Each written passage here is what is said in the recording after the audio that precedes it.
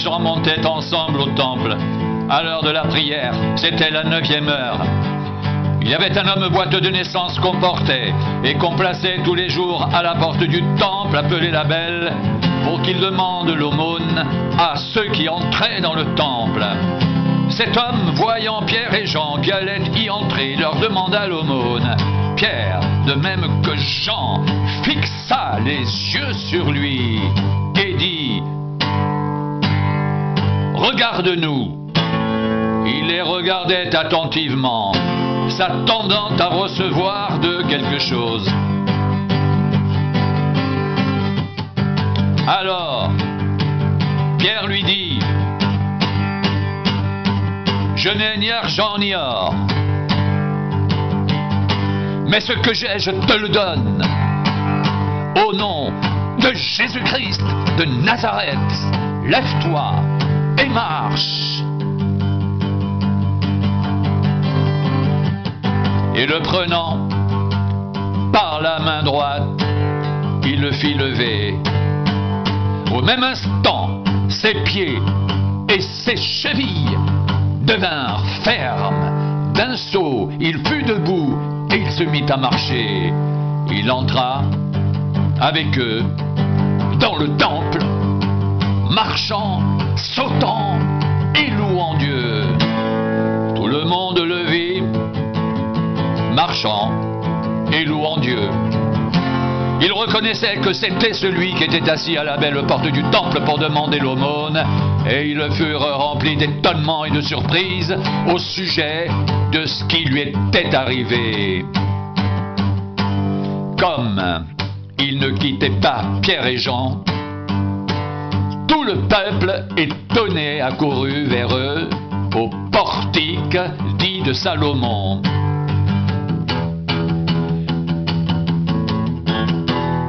Pierre, voyant cela, dit au peuple, « Hommes israélites, pourquoi vous étonnez-vous de cela? Pourquoi avez-vous les regards fixés sur nous comme si c'était par notre propre puissance ou par notre piété que nous avons fait marcher cet homme? »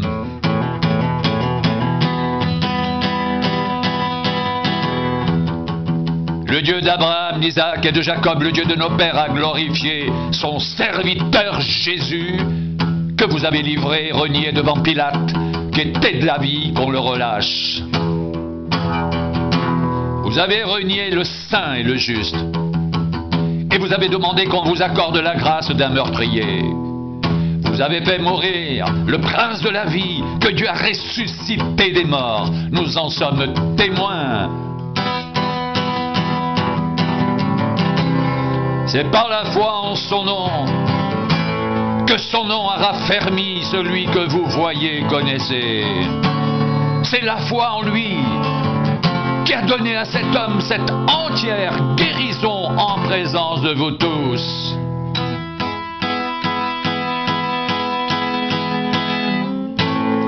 Et maintenant, frères, je sais que vous avez agi par ignorance ainsi que vos chefs.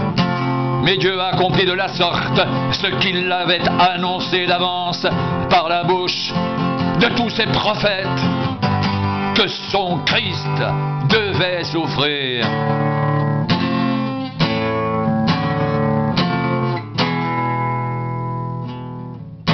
Repentez-vous donc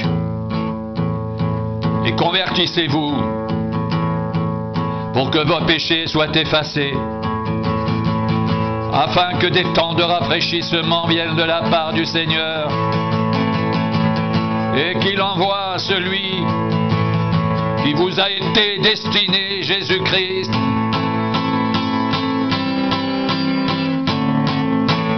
que le ciel doit recevoir jusqu'au temps du rétablissement de toutes choses, dont Dieu a parlé anciennement par la bouche de ses saints prophètes d'autrefois.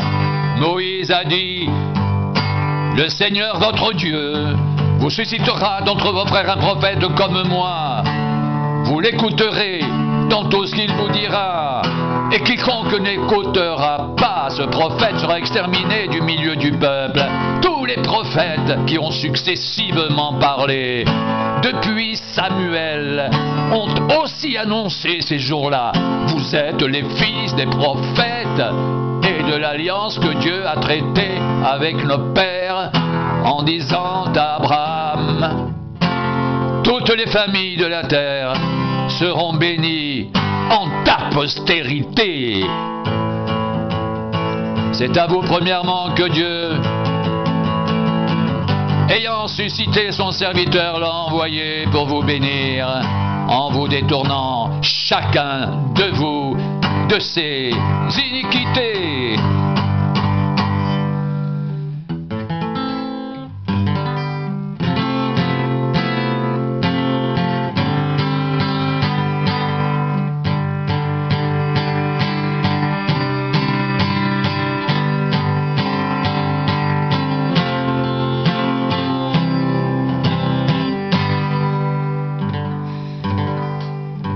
Tandis que Pierre et Jean parlaient au peuple, survinrent les sacrificateurs, le commandant du temple et les Sadducéens, mécontents de ce qu'il enseignait le peuple et annonçait en la personne de Jésus la résurrection des morts. Ils mirent la main sur eux et ils les jetèrent en prison jusqu'au lendemain, car c'était déjà le soir. Cependant, beaucoup de ceux qui avaient entendu la parole crurent, et le nombre des hommes s'éleva à environ 5000.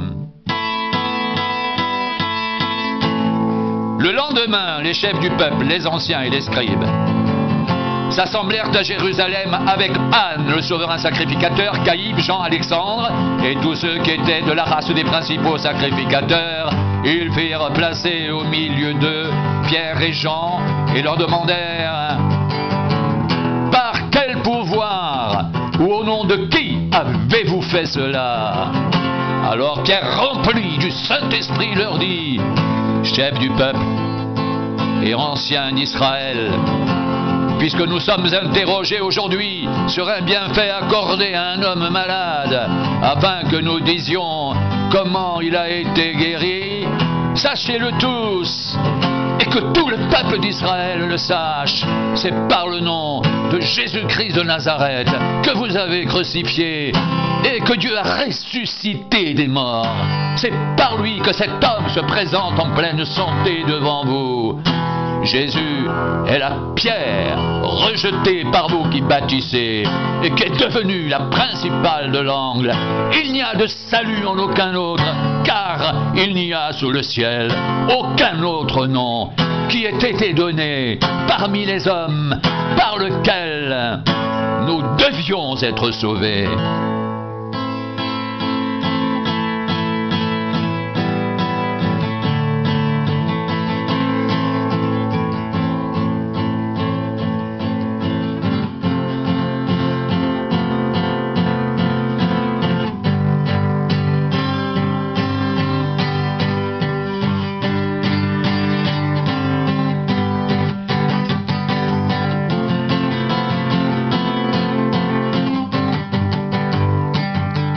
Lorsqu'ils virent l'assurance de Pierre et de Jean, ils furent étonnés, sachant que c'étaient des hommes du peuple sans instruction, et ils les reconnurent pour avoir été avec Jésus.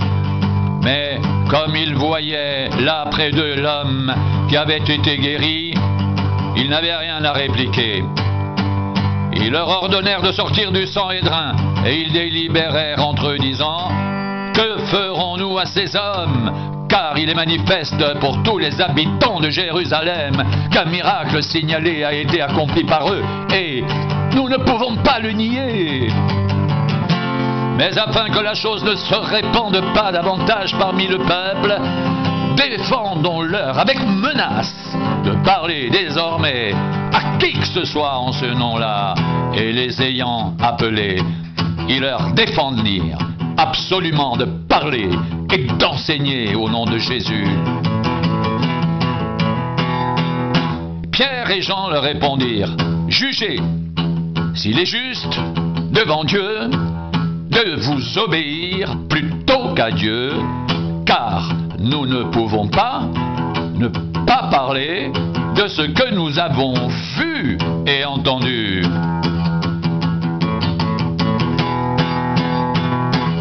Ils leur firent de nouvelles menaces et les relâchèrent, ne sachant comment les punir à cause du peuple, parce que tous glorifiaient Dieu de ce qui était arrivé, car l'homme qui avait été l'objet de cette guérison miraculeuse était âgé de plus de 40 ans.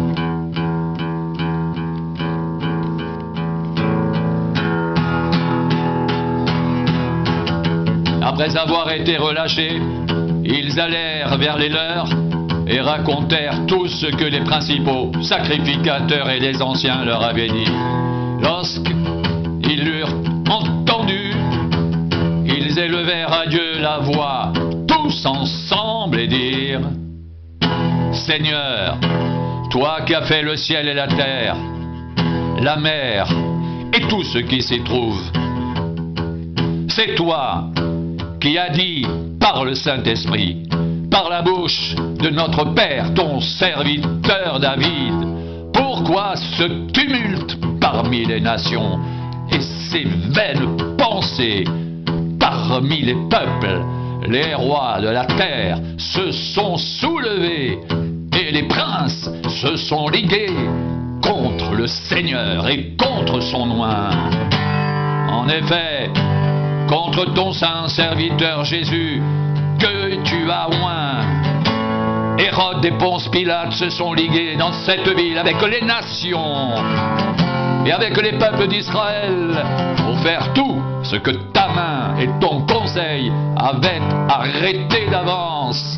Et maintenant, Seigneur, vois leurs menaces et donne à tes serviteurs d'annoncer ta parole avec une pleine assurance, en étendant ta main pour qu'il se fasse des guérisons, des miracles et des prodiges, par le nom de ton saint serviteur Jésus.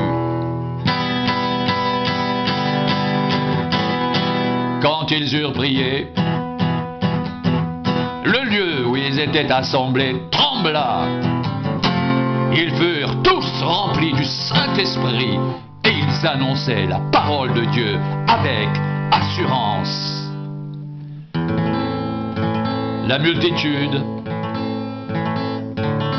de ceux qui avaient cru n'était qu'un cœur et qu'une âme.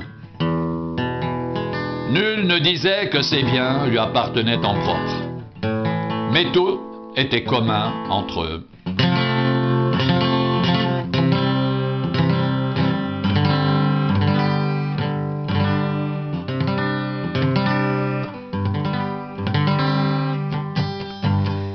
Les apôtres rendaient avec beaucoup de force témoignage de la résurrection du Seigneur Jésus, et une grande grâce reposait sur eux tous, car il n'y avait parmi eux aucun indigent. Tous ceux qui possédaient des champs ou des maisons les vendaient, apportaient le prix de ce qu'ils avaient vendu et le déposaient aux pieds des apôtres, et l'on faisait des distributions à chacun selon qu'il en avait besoin. Joseph, surnommé par les apôtres Barnabas, ce qui signifie fils d'exhortation, lévite, originaire de Chypre, vendit un champ qu'il possédait et apporta l'argent et le déposa aux pieds des apôtres.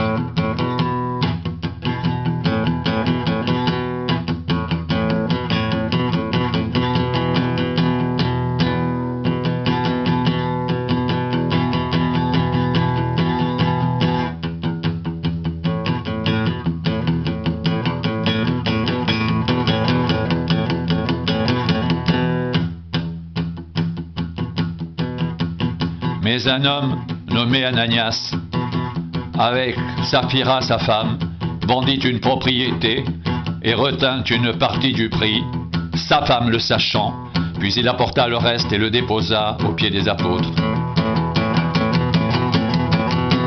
Pierre lui dit: Ananias, pourquoi Satan a-t-il rempli ton cœur au point que tu mentes au Saint-Esprit et que tu aies retenu une partie du prix du champ?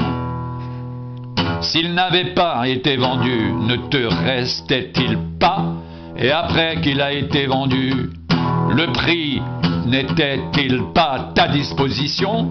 Comment as-tu pu mettre en ton cœur un pareil dessein? Ce n'est pas à des hommes que tu as menti, mais à Dieu. Ananias, entendant ces paroles, tomba et expira. Une grande crainte saisit tous les auditeurs. Les jeunes gens s'étant levés, l'enveloppèrent, l'emportèrent et l'ensevelirent. Environ 3 heures plus tard, sa femme entra, sans savoir ce qui était arrivé. Pierre lui adressa la parole: dis-moi, est-ce à tel prix que vous avez vendu le champ? Oui, répondit-elle, c'est à ce prix-là. Alors Pierre lui dit: comment vous êtes-vous accordé pour tenter l'Esprit du Seigneur? Voici, ceux qui ont enseveli ton mari sont à la porte, ils t'emporteront. Au même instant, elle tomba aux pieds de l'apôtre et expira. Les jeunes gens, étant entrés, la trouvèrent morte. Ils l'emportèrent et l'ensevelirent auprès de son mari. Une grande crainte s'empara de toute l'assemblée et de ceux qui apprirent ces choses.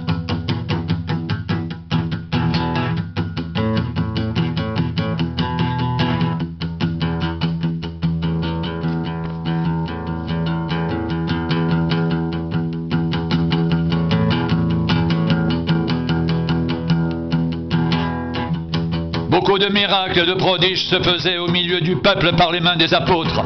Ils se tenaient tous ensemble au portique de Salomon, et aucun des autres n'osait se joindre à eux.